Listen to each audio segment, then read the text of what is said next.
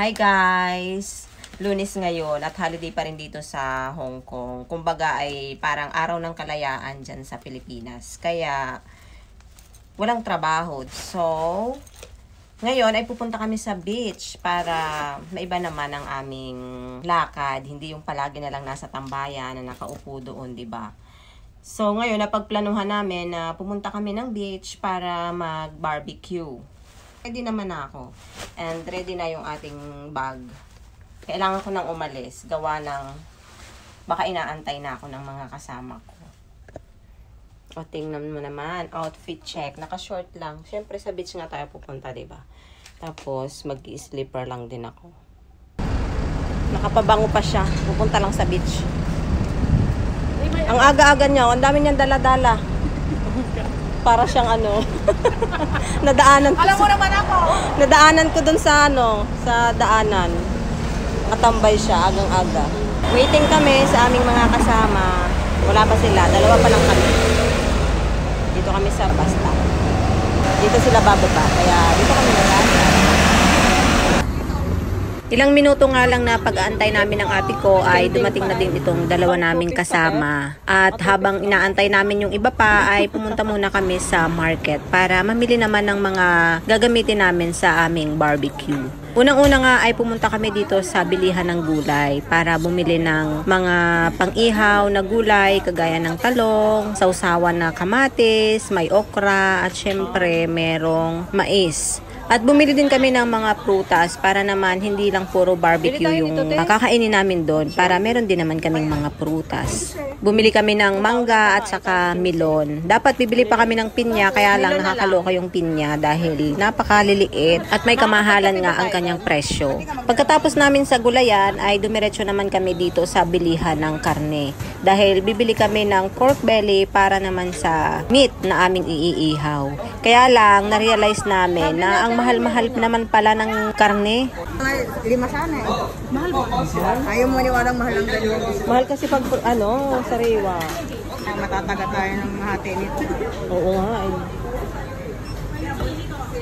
Nakamagkano na ba? Sabi kayo, huwag na mag-sale. Huwag tayo mga hati. Masyado kayong nervyosa. Pa-over. Pagkatapos namin bumili ng karne ay syempre bumili din kami ng isda. Gusto din nila ng inihaw na isda. Kaya bumili lang kami ng 2 pirasong tilapia. Pagkatapos namin bumili ng isda ay dumiretso naman kami dito sa Kaibo Store para naman bumili ng mga idadagdag namin dun sa pork belly na binili namin, yung fresh. Kasi nga medyo may kamahalan kaya konti lang yung nabili namin. Kaya nagdesisyon sila na dagdagan ng frozen. Aside sa pork belly ay bumili din kami ng chicken wing para naman may dagdag yung meat namin. At dito din sa store na to ay balak din namin bumili ng uling. Kaya lang pagdating namin dito ay walang uling. Kaya naman itong ate ko ay naging alien na naman. Haksik ah. Kaya. Mo.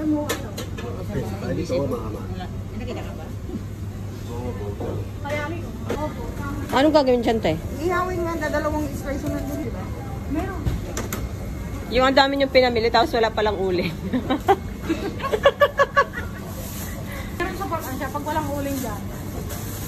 Gatong pa. Sorry. Pangahoy. Adong di bagoy. Pagkatapos nga naming mamili at makapagbaya dito sa shop na to ay lumabas din ulit kami para pumunta naman dito sa grocery store para maghanap nga ng uling. At sa wakas ay nakahanap din kami although may kamahalan siya. Kaya lang wala naman kaming ibang choice. At pagkatapos ay binalikan na nga namin itong aming mga gamit at inaantay namin yung iba naming kasamahan dahil nga medyo may kabigatan itong mga dala namin papunta. Dahil nga late silang dumating kaya nag-decide kami na kayanin na lang namin ang aming mga dala-dala. At pagdating na namin dito ay nadala namin itong asing isang kamarites na talaga namang sus kung todo forma pa. Ang usapan ay sama-samang pupunta, abay nauna pa. Pagdating nga namin sa beach ay hindi na nga kami nag-aksaya pa ng oras. Kaya naman itong ate ko ay hinugasan na ang kanyang isda sa dagat. Habang ito namang isa naming kamarites ay inihahanda itong aming pag-iihawan. Sobrang init nga talaga ng araw na ito kaya naman talagang hindi na siya nakatiis at nagpayong na nga habang naghahakot siya ng bato panglagay dito sa pag-iihawan namin. bayag mo. Naabot. Kami pagod na.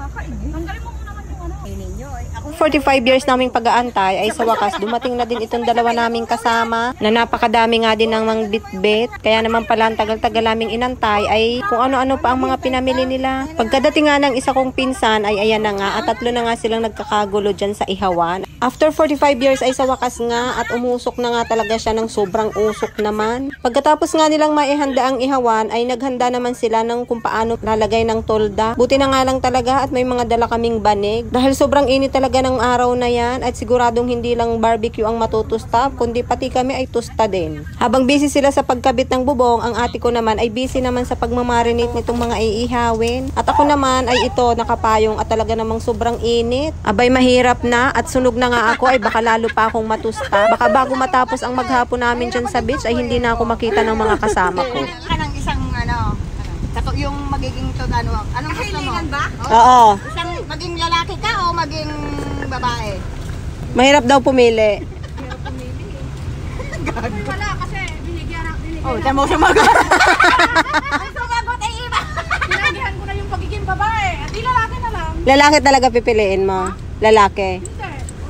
Kaya nga din talaga kapag magkakasama kaming lahat, kahit anong init ng panahon, abay sige pa rin ang tawanan. Dahil nga kulang ang tali nila doon sa ginawa nilang bubong, aba naman itong ate ko ay pati yung tali ng basurahan ay talagang pinasimplihan na nga. At pagkatapos ngang ma-ready lahat, ready na yung mga iihawin, ready na rin yung bubong at pati yung ihawan, ay nag-umpisa na nga silang magluto. At kahit kainitan ng panahon talaga ay tuloy ang barbecue. At mga nakapayong pa nga, abay takot na takot din naman talagang maarawan eh. Ay paano ba naman talagang ang sikat ng araw ay sobrang hapdi naman talaga sa balat at kakaiba naman talaga ang init. Pagkatapos nga maluto lahat ng pagkain ay pumesto na nga kami dito sa harapan ng ihawan. At dahil nga na andito din naman yung bubong na ginawa nila kaya dito na lang din kami kakain. Yun nga lang talagang sobrang kainit dahil yung init ng ihawan, init ng sikat ng araw ay talaga namang nagsama-sama.